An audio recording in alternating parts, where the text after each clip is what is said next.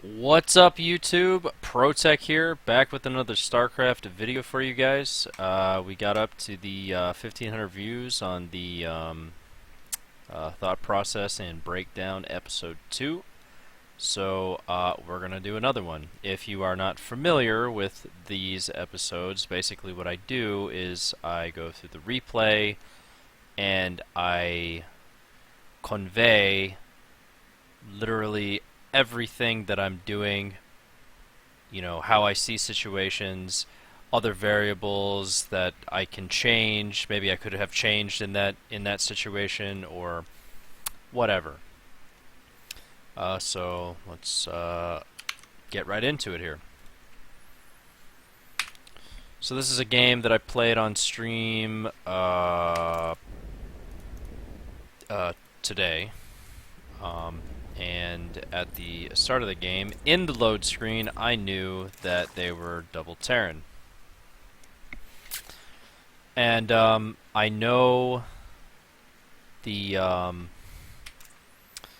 this Terran player, Sheba, I know that he's a pretty cheesy player. Like, he'll do a lot of proxy raxes, he'll do a lot of 3 racks opens, you know, stuff like that. So that's what's on my mind at the start of this game. And then the other player, I actually have no idea who that was at the time, so I didn't really know what to expect out of him.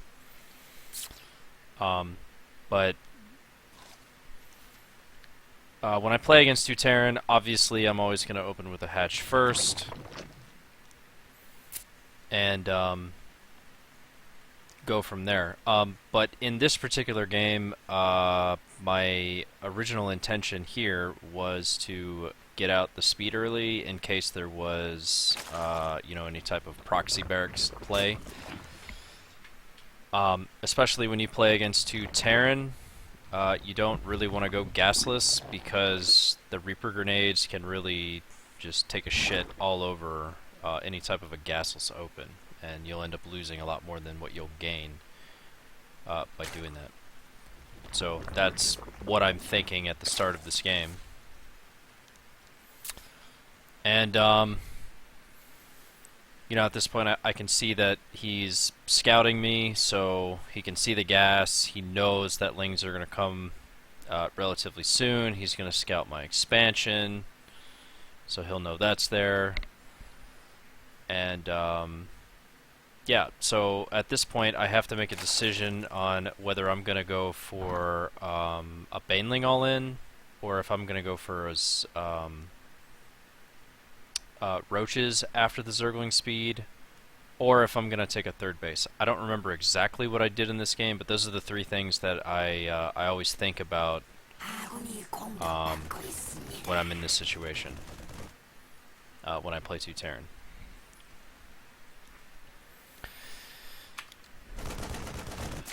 So I see that he opened with a Marine. And normally, at this point, I'll be building a lot more speedlings in case of, like, you know, a lot of Reapers, so that I can defend myself from that. But I saw that he went for a Marine, and then I noticed that the Reaper that he had sent across the map got sniped. So I end up opting here to go for the 3rd hatchery, just based on the events that I saw, which actually I think it ends up getting denied. And I think, so when it gets denied, I think I queued up more queens. Yeah, that's what I did. Because at this time I didn't have anything to defend that Reaper, so I needed to spend that money, and that's, at that time, that's what I thought would be the best thing. But I think I do ultimately end up taking that 3rd base.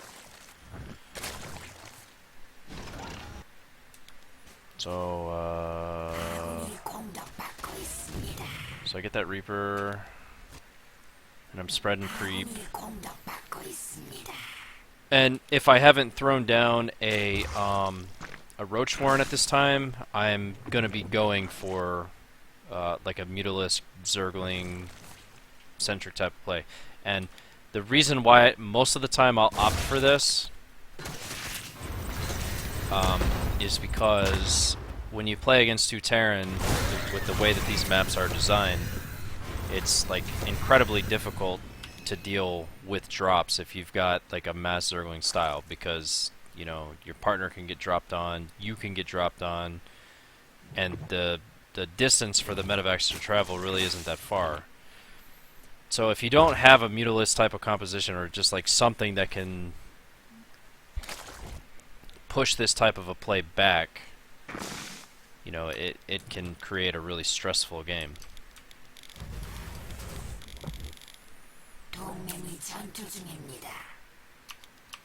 So that's my plan here. My plan here is just to get up to my saturation, get my defensive baneling nest. I think I start my upgrades here too, yeah.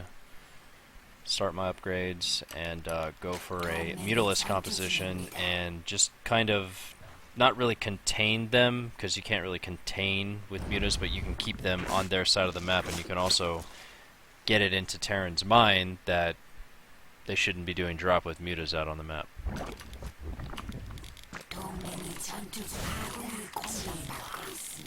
So I see a bunch of Reapers here, and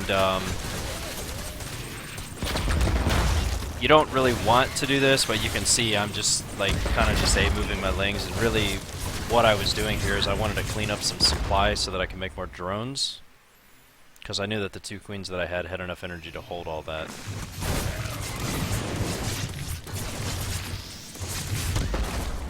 But then when I lost all of them, I got kind of scared, so I kind of wigged out and made like a shit ton of Zerglings here, which was an overreaction. I shouldn't have done that, because there's, at this point of the game, if you see that type of Reaper count, there's not really going to be a follow-up. Like, he's not just going to sit there and spam Reapers the entire time. So I basically made all these Zerglings for, like, literally no reason. But, you know, if you do, it's not necessarily a bad thing, because now I've got some map presence, and my saturation really isn't all that bad at this point.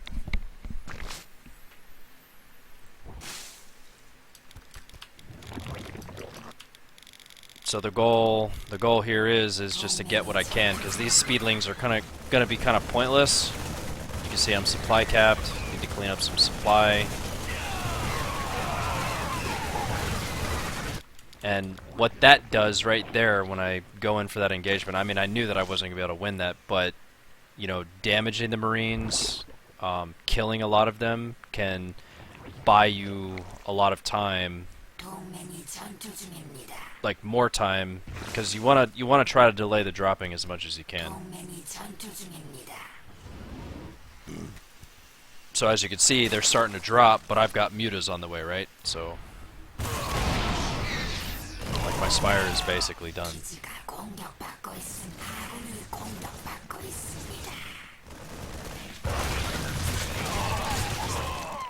So at this point, my my blue saturation on my 3rd is not so good, so that's kind of a mistake. But you know, throughout this game, I've lost a lot of overlords, and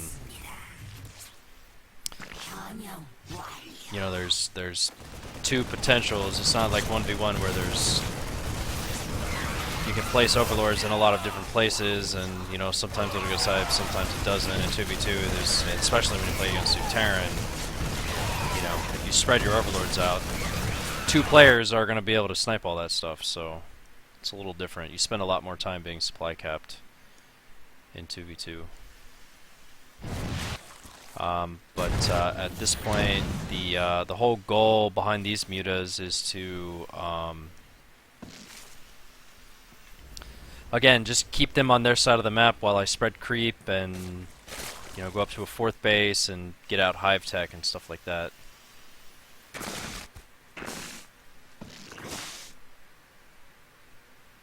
Really what I should have done here is I should have went over to his base and cleaned up that drop, but it doesn't really matter. It's only 2 Marines, right?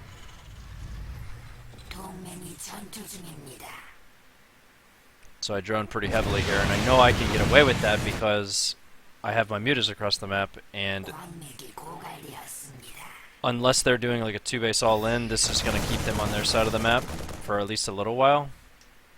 So I can go up to the infestation pit, I can get the hive, and you know, stuff like that. And of course, with my teammates' composition with tanks and Marines, it makes it a little easier to be able to eke out those drones at this stage of the game. So like committing to that turret was more like a mind game than anything else, because I want them to think that I'm investing a lot into mutas, so I kill the turret and the SCVs, and I don't care about the loss, right? Because I'm going to replenish it, which in this case isn't the case. I'm going up to Hive to get ultras. So those are the kind of things that you think about when you control with these mutas. Like, you want to try and play as many mind games as you can, especially if you're not going to replenish them. So yeah, I went for the turret and I got like 3 SCVs for it. It wasn't really worth it, but at the end of the day,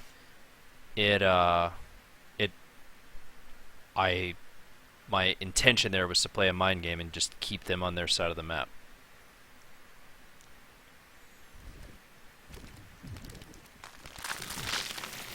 So like the reason I'm like morphing a lot of Banes here is because we don't have any map vision. Like, I don't know when they're gonna attack. Yeah, my creep is out there pretty far, but you know, you want to be ready for something if it comes. But really what you should be doing is just, I should be a lot more active with my mutas, just scouting around to see, so I don't like, because I want to go ultras here, I don't want to be putting too much gas into Banes if I don't have to.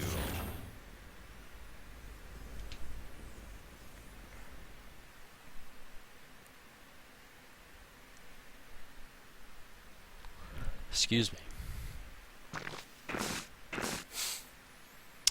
And yeah, going up to a 4th base, feel pretty confident in this situation. And now I see this attack coming, right? So all these Banes that I invested in was worth it, because their attack is coming. We didn't have any vision. So even though I really wanted to save this gas for the Ultra Den, it's just the safer option if you don't have vision, you know what I mean? So that's just kind of the thought process. And I take like a really bad engagement here. Like basically what I did here was like just wrong, right? And I've played with this guy before, this teammate, and the couple games that I have played with this guy, he's just like fucking like just really terrible, right? And so the reason I took this engagement the way I took it was because in my head I was just thinking to myself, like, I need to do this because if I don't do this, we're gonna lose because my teammate sucks, right? And I just need to go for it and get a good connection, get a good engagement, right? And that was a mistake, because as we can see, I sent my Banes off of the fucking creep, and there's like a 6 spread going on here. And yeah, those Banes are literally never going to connect. So, big mistake on my part. Bad micro here, not killing the tank, not killing the Thor. But I did kill enough to make it manageable for my teammate, even though he should really, at this time of the game, have a hell of a lot more than what he has, right?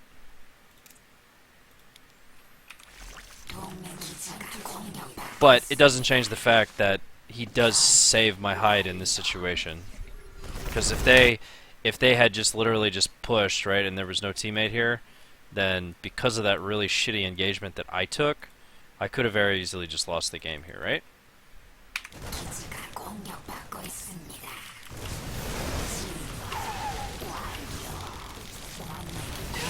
So this time they're actually engaging on creep, and it's a lot easier to get pretty good connections here.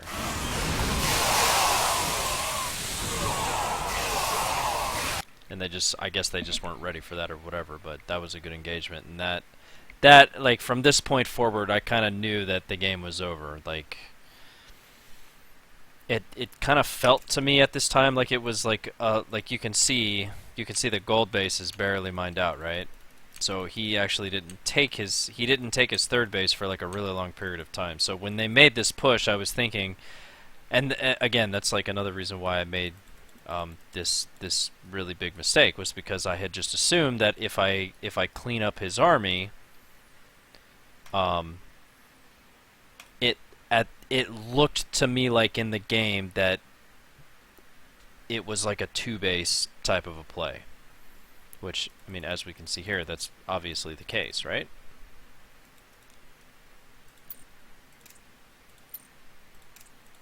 But anyway, that's just kind of what I was thinking at the time. But I definitely needed to have a better connection there. But, you know, I mean, at the same time, it's not really a responsibility for a player to like 1v2 armies, you know what I mean? So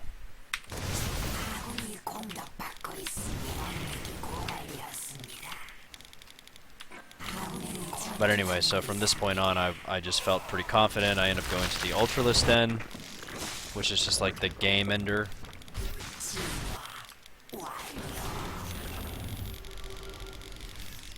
Because with the composition that they're going, the whole purpose behind their composition, Marine Tank, is to end the game before the Ultras come out. So if you can't do that, your composition is going to be really weak against that Ultralist-based composition.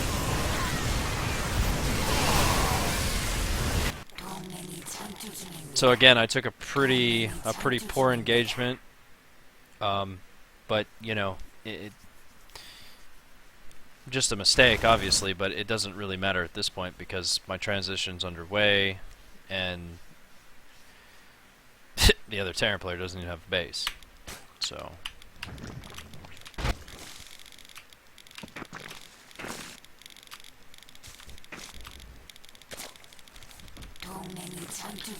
So what I'm thinking at this point is, all I need to do at this point is get out, just keep building Ultras and start building Corruptors at some point. I'm sure I do that, because Ultralisk is good, but it gets countered pretty heavily by Liberator, so you have to get rid of the Liberator somehow, some way, right? And the way to do that at the current moment in time, the meta, if that's what you want to call it, is Corruptor.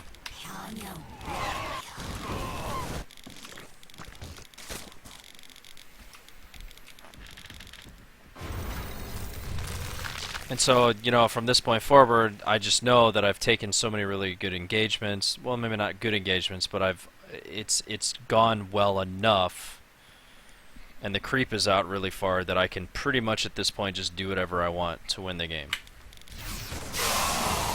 So I just move across the map or whatever, right?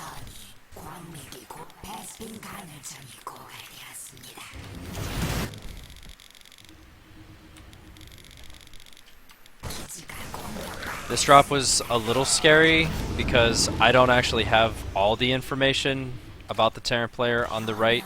I mean, we could see that the Terran player who spawned on the bottom has up to 4 bases, right? But we know that, I mean, the most common places you would expect, you know, this player who spawned here to take would be the gold and then the blue, right? But so we know that that's not there, and I haven't scouted up here. So I don't actually know if he has this, so that's why this drop was a little scary, but it really wasn't like...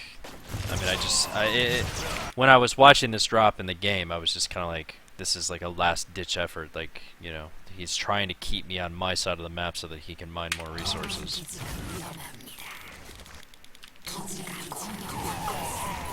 I mean, otherwise he wouldn't do that with the army that he had, it just didn't make sense.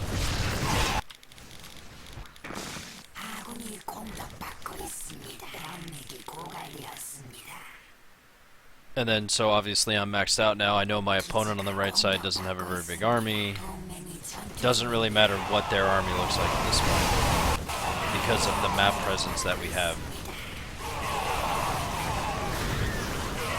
And then from here, it's just...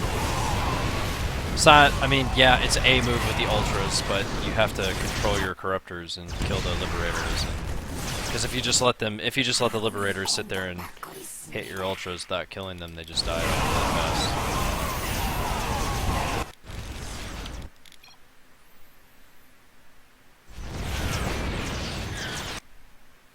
So yeah. These games look a lot easier than they actually are. Like, these two players were decent. But their push that they went for in the middle of the map did not pay dividends. So, like, basically from this point on, it was just kind of like easy peasy, right? All I had to do was just keep expanding and defending drops, because I knew, because we had vision, that their economy wasn't that great, and, you know, when they made their attack, they never really did anything to my economy. So, you know, that first attack that they did, I didn't take a very good engagement, but it wasn't like I did enough so that my teammate could clean up the rest, right? So, yeah. Anyway, guys, I hope you enjoy the video. Thumbs it up if you like it, thumbs it down if you don't. Click that subscribe button if you like the channel. There's a lot of other stuff that you can check out, etc. And yeah, that's it for episode 3 of Thought Process and Breakdown. Have a good day, and I'll see you next time.